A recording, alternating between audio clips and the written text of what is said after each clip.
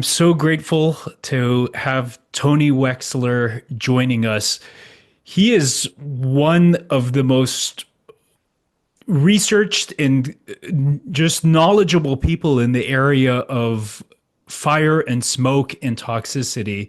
So, Tony, I would love to have you first describe your background because I've read your publications, and not only do you understand the physiology of toxicity and how it affects mammals and humans, but you also understand the physics and the mechanics of dispersion of these toxins, which is highly unique. So can you just tell our audience a little bit about yourself and just the amazing work that you're doing at UC Davis? Well, okay. Well, thank you. That was very nice. Um, I don't consider myself to be an expert in everything. There's a lot to be an expert in, but I know a bunch. I've been to a bunch of stuff. Yeah, so I've been working on air pollution and its chemical and physical transport and transformation and health effects for about 30 years, 35 years, I guess. Yeah. Um, so I was an undergrad in engineering physics at Berkeley, and then I got my master's and PhDs in mechanical engineering. And we part of why I was so grateful that you're willing to have this discussion is there's a lot of information that's gone out on the health effects of the fires and the toxins that have been released. And this is not to discount how highly problematic and how highly toxic those chemicals and compounds and metals and everything are and the health effects that come. But part of what I really quickly realized was that most of the people having those discussions were not aware of how these compounds travel and disperse and what happens, days to weeks after the fires, which is one of your areas of expertise. You also understand the mechanics of dispersion and how these toxins behave, right? In the air. Yeah, I'm not a water expert, I'm an air expert. But yeah. Great. So why don't we start there? Obviously, in the acute fire zone, so when buildings are burning and all of those chemicals and toxins and metals are being released, it's a disaster, right? You do not want to be smoking that because that's when you get the 9/11 like horrendous toxicity, cancer, and all of those disease effects, correct? That's correct. Yeah, the burning woody material, grass and brush and trees is bad. It also releases toxic material, but breathing, burning houses, the emissions from cars and houses and everything is much worse. All the plastics and all the metals and chlorine and what have you. It's a bad mix of stuff.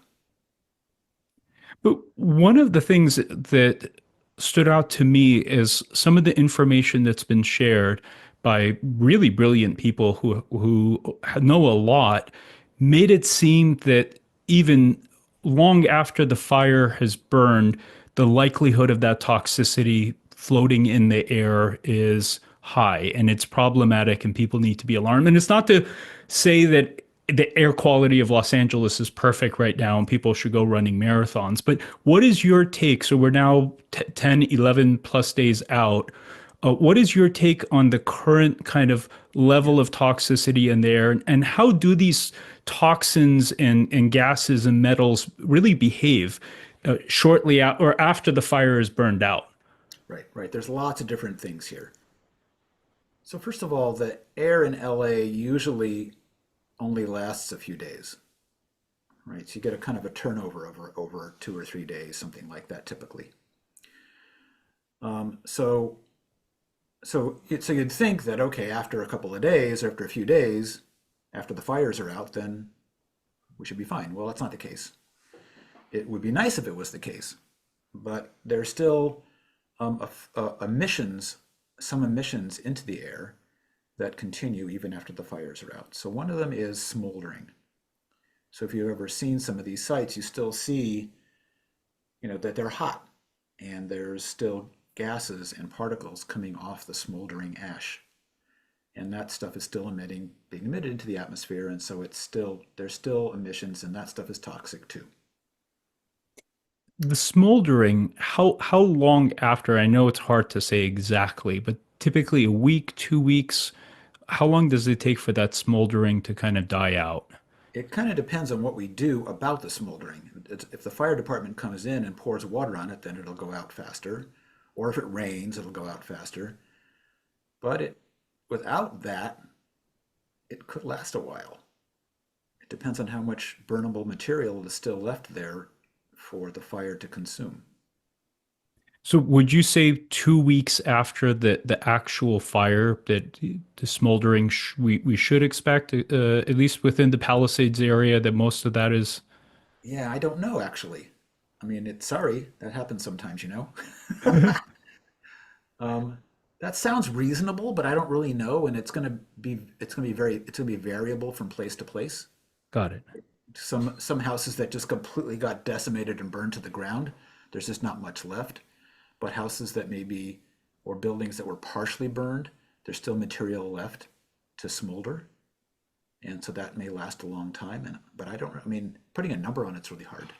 Got it. Okay, that's fair. Yeah. Uh, about So, but there's more, and so we're talking about here is what emissions do we care about? Because when the fires are out, you know, then we're done. I mean, now my understanding is the fires are still burning in grasses and brush and other stuff in the hills. So that's still being emitted, and that stuff is toxic too. It's different toxic than the metals and other junk from building burnings, but let's not just say, oh well, it's just wildfire smoke. It's okay. No, it's toxic. So the other emissions though are from the ash. So in all these areas that have been burned, there's ash on the ground. And there's ash on the ground in places that weren't burned because the ash blew somewhere else and landed on the ground. And so that ash is toxic, and we don't want to be breathing that in. And then the question is, well, why would it be back in the air? So there's a couple of things. One is people going back to their homes that have burned down and looking for artifacts. That is a very dangerous thing to do, and I recommend that people don't do that, resist doing it as much as they can, because they're endangering their own health and the health of other people around because they're stirring up the ash. At some point, FEMA's going to come through and with hazmat suits and the whole get up and respirators, and they're going to clean up the ash. But that's considering the extent of the damage. It's going to take a while. Um, the other thing that has me concerned are the leaf blowers, because the ash that's on the ground in neighborhoods that weren't burned but had the ash fall on the ground we're okay, right? We're not breathing that. But now the leaf blowers are going to come, these guys are going to come through and they're going to they're going to clean up the yards and they're going to resuspend that stuff into the atmosphere. And so there'll be continuing emissions from that if that goes on. And that's bad. It's bad for the people who are doing the leaf blowing, worse for them because they're getting it all the time, but bad for everybody else too. And so that we should try to prevent this from happening as much as we can. Um, after the rains have happened, hopefully the rains will happen. After rains have happened, then that will wash a lot of the ash down and kind of bind it up a little bit, so it'll be harder to get it back up into the air again. And so and it'll be a little bit better after it rains. And that was actually one question that I had. So I know that there are families whose homes have not been burned, but they were within a 1 or 2 mile proximity of the Palisades fire, and some of them have ash. So obviously no leaf blowers, anything like that. Would it be advisable for them to have someone or themselves use a garden hose and just wash the ash? Definitely. Okay, so that would be the best way, really just using water to wash the ash and using that Right. way to. Water your lawn to like get the ash to get down. If you have a lawn, water it so that the ash gets down into the soil as much as you can to get it off the surface. And any other, like the roof of your house, you could, spray some water up there and get all that stuff to run down into the gutters and into the ground. Yeah, because In because the because another big windstorm would do the same thing, right? Another big wind coming through would also blow things off the roof and off the ground and get that back up into the air again. So it's better if we try to get that stuff damped down and washed down onto the ground and into the soil as much as we can to get it out of the air, out of any possibility or less of a possibility of getting it back into the air again. Got it. Got it. Uh, for those folks, and this is really one of the big questions that keeps coming up.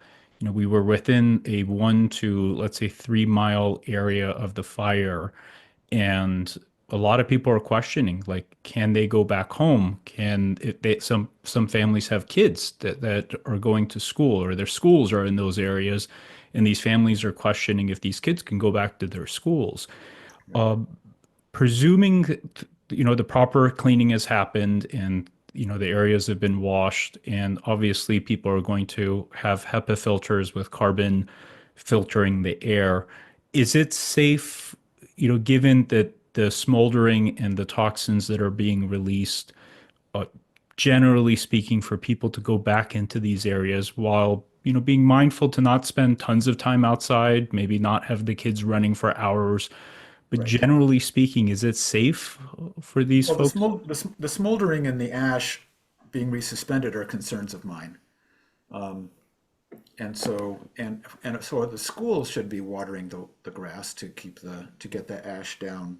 So because the kids are going to run over the ash and over the grass or the yard, and they're going to stir this stuff up. So that everything should be, all the pavement around the school should be washed down with a power washer or whatever to get that stuff so it doesn't get back up into the air when the kids are running around. It's a tough thing. I mean, kids have a lot of energy, and having recess is really important to them being able to pay attention in school because otherwise they have all this energy they need to burn up. But you don't want them to be breathing toxic air either. And so this is a difficult trade-off. So we're going to try to protect the kids as much as we can. So, but also have them not going completely nutso in the classroom because Yeah. they're all hypered out. Yeah, it's a difficult trade-off. I think it would be great if the classrooms had HEPA filters in them, so that whatever gets into the classroom on their shoes or whatever doesn't get up into the air, or if it gets cleaned out. Um, that would be great. Um, yeah, wash everything down. Um, the streets are going to all have this stuff on them. If the kids are walking or biking to school, the ash is going to be on the streets, and that's a problem. I mean, it would be great if it rained. Yeah, yeah. We're all praying for that.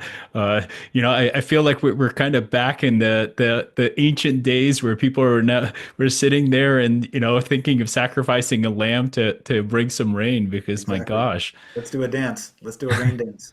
Yeah. You do the rain dance. Don't stir up the ash, though. But yeah, I know that's. So I don't have a definitive answer, right? It's a difficult trade-off here. The kids need the education. The kids need to burn off some energy.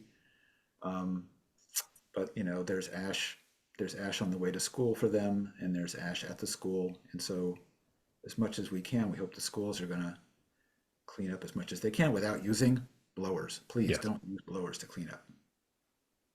But with that, and I guess definitely a hard question to give an answer to, but I mean, if it was your family member and the schools did take these precautions, which I think are very important, that buildings, playgrounds, surrounding areas are all washed, Yeah, and I mean, I know a lot of the schools, either the families themselves or the schools themselves, are getting, properly sized HEPA filters with carbon that have the ability to scrub enough air, within each of the classrooms. So with that, if it was your own family member, would you feel comfortable in having the kids go to school, with this notion of like, okay, let's not spend hours upon hours running outside? right. Yeah. So I think if we take those precautions at the school, then the school is going to be in pretty good shape. I think the other thing we have to be cognizant of is the transit to the school and back home again, and what kind of risk is involved there. So um, my kids typically bike to school. I mean, that's not everybody is in a situation where that works out, but if the kids can bike to school or walk to school, if there's still ash on the ground, they should just mask. The same kind of N95 kind of mask that they used for COVID. So I think that would be great if they're going to do that, just mask up so that it prevents a lot of this ash from being inhaled. Got it. Got it. So that's what I would do with my kids. I would mask them up and say, when you get to school and you're inside, take the You're mask fine. off. But On Okay. the way to school, on the way home, put the mask on. Got it.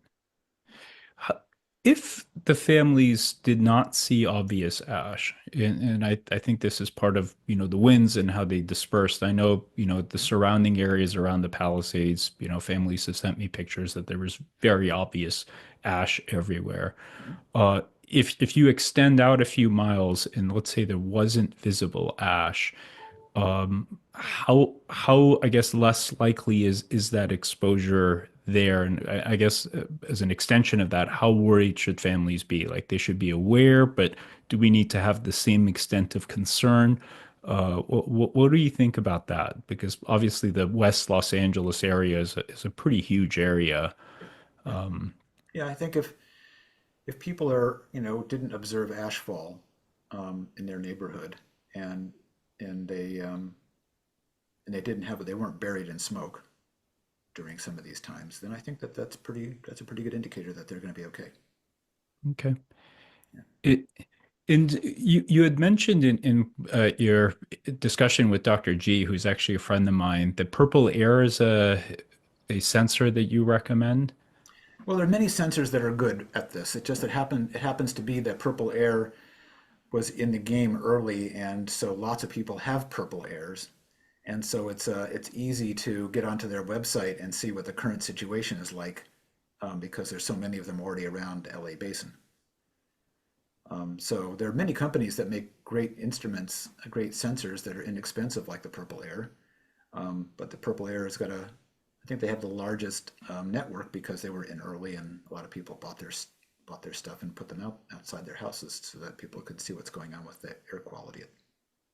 Yeah. In the after watching your discussion with Dr. G, I went and looked. So parts of the area are surprisingly good looking. They're Oh, green, sure. and there are some areas that are yellow. If the yellow kind of marking, is that something that families would really need to be concerned about, or it's the same thing? Like be mindful, don't go running for hours outside, but Yeah. you don't need to be And super worried either.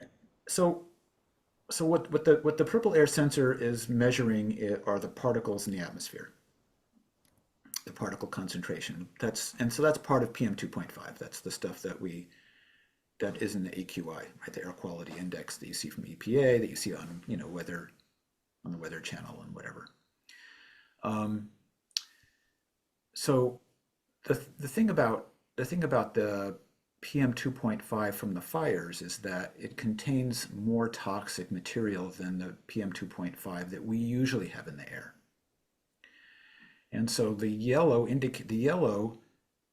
is assuming that the PM 2.5 has the usual toxicity because it doesn't know anything about the chemicals that are in the particles. It only knows about the particles being there.